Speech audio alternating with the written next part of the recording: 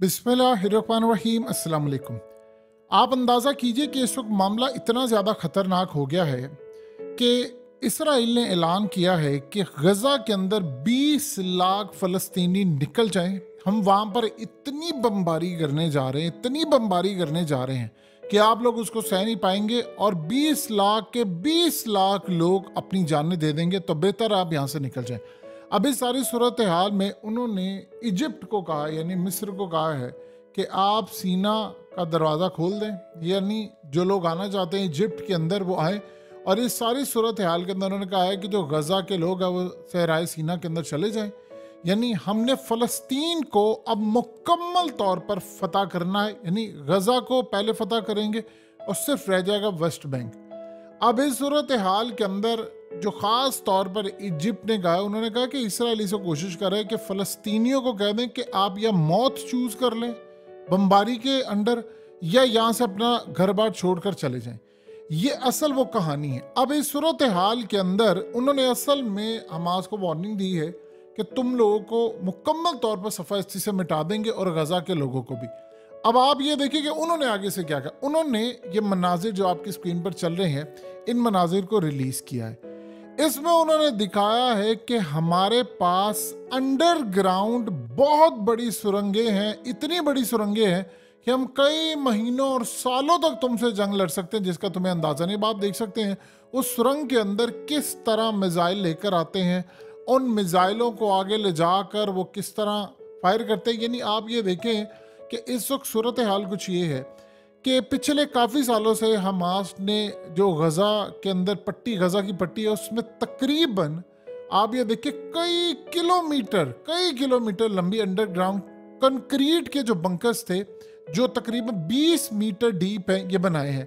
अब ये जो टनल्स हैं ये ख़ास तौर पर रेजिडेंशियल एरियाज़ के भी साथ हैं। इसराइल को इनका अभी अंदाज़ा नहीं था कि किस तरह से।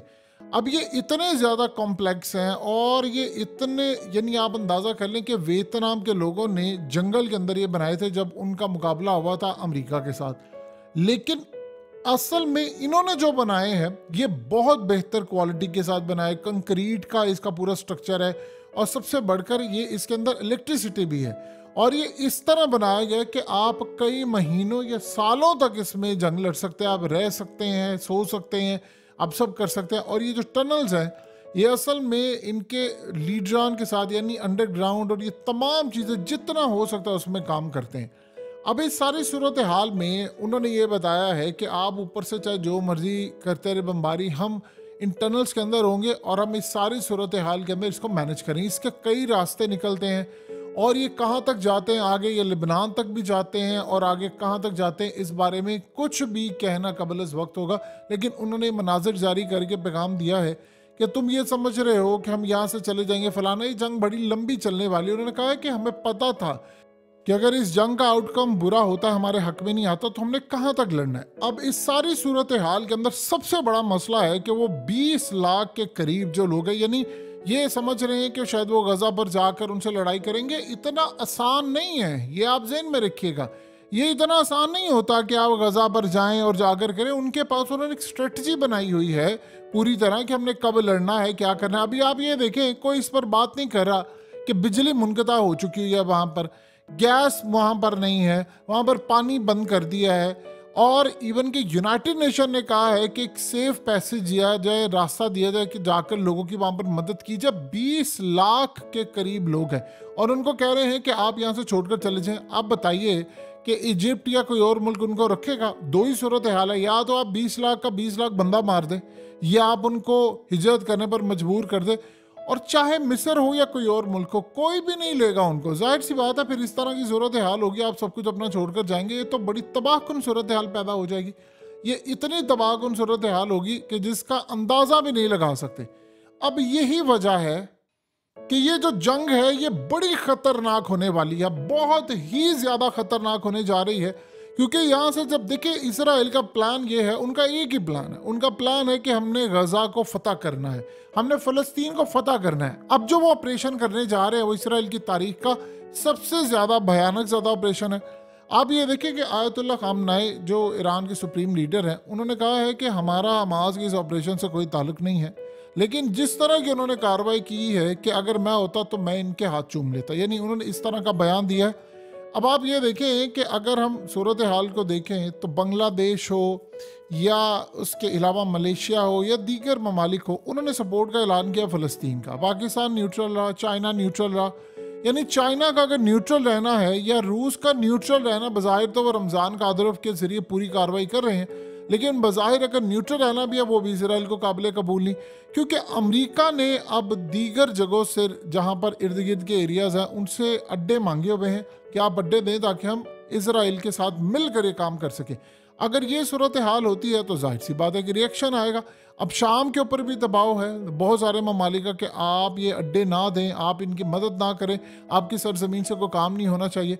ये असल में बहुत बड़ी जंग है, ये जंग इतनी जल्दी ख़त्म नहीं होने वाली और इसका जो आउटकम है वो शायद इतना भयानक हो कि हम लोग शायद इसका अंदाज़ा भी नहीं कर सकते। यानी अगर हम सिंपल और सीधी सी बात समझने की कोशिश करें तो हालत ये है कि अगर लेट से खुदा न खासा ये गज़ा जो है वो हाथ से निकल जाता है, जिसके चांसेस इस वक्त जो नज़र आ रहे हैं इसराइल से हमेशा जी निकल जाएगा, जबकि हमास की जानिब से है कि हम तो उनका वो हाल करेंगे, इनको आने दो। उन्होंने यहाँ तक कहा है कि अभी हमारे पास सिर्फ 2000 हमने अपने फाइटर्स लॉन्च किए हैं, तो हमारे पास अभी तकरीबन 40,000 के करीब फाइटर्स हैं। अब आप अंदाज़ा करें कि इसराइल कहता है कि जी हमने इस सारी सूरत हाल के अंदर आम लोगों को नहीं मारा, जबकि उन्होंने बिल्डिंग्स पर बिल्डिंग्स तबाह कर दी हैं। अब इस फ़लस्तीन के जर्नलिस्ट को देख लें, इस बेचारे को भी इसराइल के स्ट्राइक ने मार दिया है। अब आप यहाँ से अंदाज़ा कर लें कि इसराइल इस वक्त काम क्या कर रहा है कि जितने इसराइली बाहर हैं सोल्जर जो हैं वो यूरोप हैं या किसी और मुल्क के अंदर हैं, उन्होंने उन सबको कॉल कर लिया है कि आप लोग पहुंचे, फौरी तौर पर पहुंचे। और इसराइल की हुकूमत ने अप्रूव कर दिया है प्लान कि 3,60,000 जो रिजर्व उनके सोल्जर्स थे उनको भर्ती करने का फैसला कर लिया है। और इस सूरत हाल के अंदर अब वो उनको डिस्ट्रीब्यूट करने जा रहे हैं राइफल्स और ये तमाम चीज़ें, लड़ाई के लिए पूरा सामान। उसकी मिसाल क्या है? उसकी मिसाल कुछ इस तरह से है कि असल में जो उन्होंने अपने लोग हैं, रिजर्व फौज है, उनको तैयार किया था। हर शख्स जो है वो 2-2 साल की ट्रेनिंग लेता है, तो ऑलरेडी जो लड़कियां हैं वो ट्रेनिंग 2 साल की है और मर्द हजरात जो ट्रेनिंग लेते हैं वो तकरीबन 2.25 साल, आप उसको 3 साल कह सकते हैं। तो 3 साल, 2.25 साल की वो ट्रेनिंग है। अब उनके पास इजाफी फोर्स है और वो कह रहे हैं कि हम जा रहे हैं। आप ये देखें कि फ़लस्तीन के अंदर उनका प्लान क्या? उनका प्लान ये है कि 20 लाख लोग यहाँ से निकल जाए, हम पूरे गजा को खंडर बना दें, खंडर पूरी तरह जो हो सकता है करें, उसके ऊपर बम्बारमेंट कर दे, यानी आखिरी हद कर दें और उसके बाद ये निकल जाए। जब आखिरी हद कर देंगे तो वो उनको लगता है कि हम बाबर हमास को भी मार देंगे, सब खत्म हो जाएगा, तो फिर ये इलाका हम फ़लस्तीन से लेकर हम इसराइल के अंदर शामिल कर ले सारे का सारा। अब आप ज़रा अंदाज़ा कर ले कि उनके यहाँ जो एक अकीदा है, वो कहते हैं कि हमारा एक यहूदी 1,000 गैर यहूदियों पर भारी है। तो बकौल उनके अगर लेट से 1500 लोग उनके मारे गए हैं, तो इस सारी सूरत हाल के अंदर वो तो 15 लाख या 2,000 के करीब अब फिगर जो आ रहे हैं तेजी से, तो अगर 2,000 के करीब फिगर हो तो वो ये समझ है कि इसके बदले हमें 20 लाख लोग लेने हैं। तो 20 लाख तो इस वक्त वेस्ट बैंक के अंदर नहीं है, लेकिन वो गजा के अंदर तो मौजूद हैं 20 लाख। तो 20 लाख अगर वहाँ पर मौजूद हैं और बाकी लाखों की तादाद के अंदर, देखिए अगर गजा जो है वहाँ से वो लोगों को निकाल देते हैं और कहते हैं जी आप निकल जाए, तो उनको अगर लेट से वो मिस्र के साथ को अपने मामला तय कर लेते हैं और वो निकल जाए, फिर उसके बाद बताइए इनको किसने लेना है? यानी असल में लैंड ही तो लेना है, लड़ाई ही तो सारी ज़मीन की है, ज़मीन की लड़ाई है, तो ये अज़ल से लड़ाई चलती आ रही है। तो लड़ाई अगर यहाँ तक पहुँच गई है, अगर लड़ाई के साथ मामला सारे ख़राब हो गए हैं, तो बताइए कि बाकी सूरत हाल क्या होगी। अब इस सारी सूरत हाल के अंदर ये बड़ा एक क्रूशल मोमेंट है जिसमें इन्होंने कहा है कि हमने हर तरह से हमला करना है, हम किसी भी सूरत पीछे नहीं हटेंगे।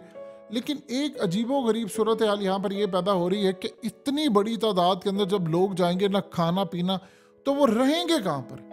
यानी ये जो कहानी है इसको अभी तक समझ ही नहीं आ पा रही कि वो रहेंगे कहाँ पर। यानी आप ये देखें कि अभी सारे ये कह रहे हैं कि जी हमास में बड़ा सरप्राइज हमला किया है, जी फलाना किया है, बिल्कुल सारी सूरत हाल होगी, लेकिन जो इसराइल की फोर्स और ये तमाम चीज़ें अब आपको समझ आ रही है उन्होंने क्यों नहीं किया। उनको कुछ जवाब तो चाहिए था ना कि यार हम जाएंगे, हम जाकर गजा पर कब्जा कर लेंगे। वो ज़मीन जो असल में उनको चाहिए थी वो तो उसका ख्वाब 2000 साल से वो देखते आ रहे हैं। अब 2000 साल से जब वो इसका ख्वाब देखते आ रहे हैं तो अब तो वो उनको ये चाहिए।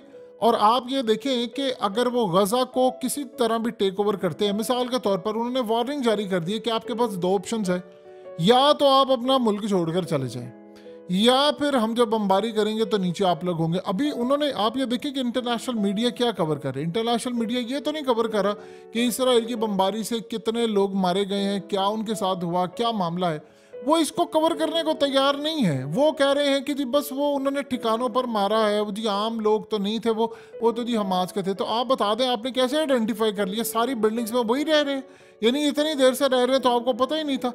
इस वक्त जो सूरत हाल पैदा हुई है वो पूरी तरह हमले पर हमला वो कर रहे हैं।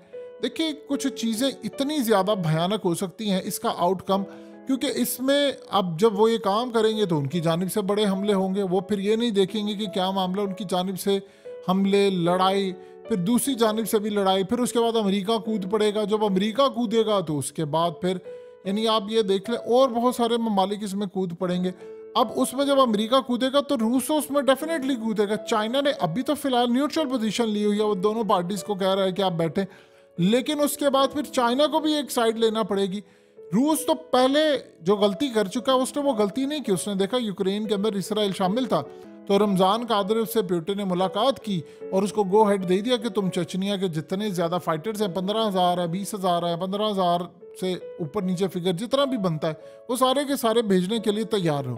जब वो पहले ये भेजेंगे तो उसके बाद वैगनर ग्रुप्स के लोग हैं वो उधर तैयार होंगे। शाम के अंदर फिर वो जाकर सारी सूरत हाल को देखेगा और शाम के ऊपर इस वक्त बड़ा दबाव है कि आप अपनी ज़मीन किसी के खिलाफ इस्तेमाल ना होने दें, लेकिन रूस के साथ उनके ताल्लुकात इतने ज़्यादा अच्छे हैं और अमेरिका के वो खिलाफ है कि वहाँ पर एक टाइम ऐसा आया था कि बशार अल असद मुकम्मल तौर पर उनकी हुकूमत जाने के करीब हो गई थी, लेकिन फिर रूस ने इंटरवीन किया और जाकर उनको बचाया। जब ये सूरत हाल पैदा हो जाती है, इस तरह के मामलात हो जाते हैं, तो फिर आप उसका अंदाज़ा भी नहीं लगा सकते कि चीज़ें किस जानिब है और कैसे चल रही हैं।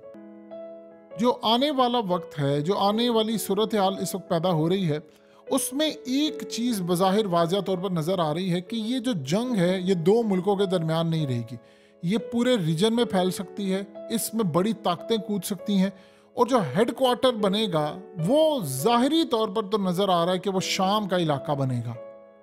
देखिए इसराइल के लिए जो पोजीशन है वो उसको फेवर करती है। बज़ाहिर तो आपको नज़र आ रहा है कि उनको बड़ा शदीद नुकसान हुआ है, उनके लोग मारे गए हैं, उनके ऊपर बड़ा।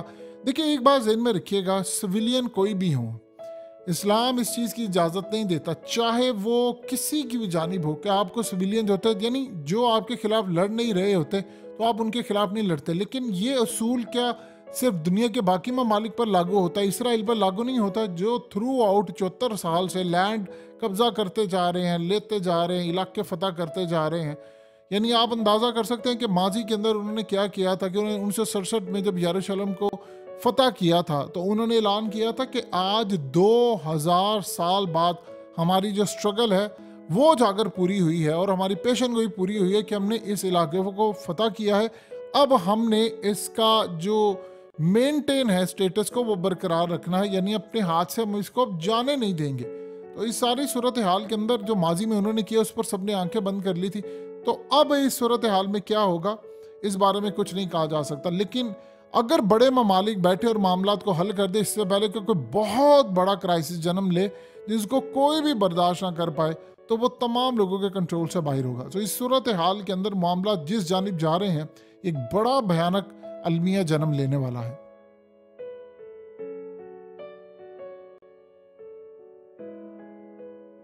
हकीकत टीवी को सब्सक्राइब करना मत भूलें, वीडियो को लाइक करें, शेयर करें और कमेंट सेक्शन में अपनी राय का इजहार ज़रूर करें।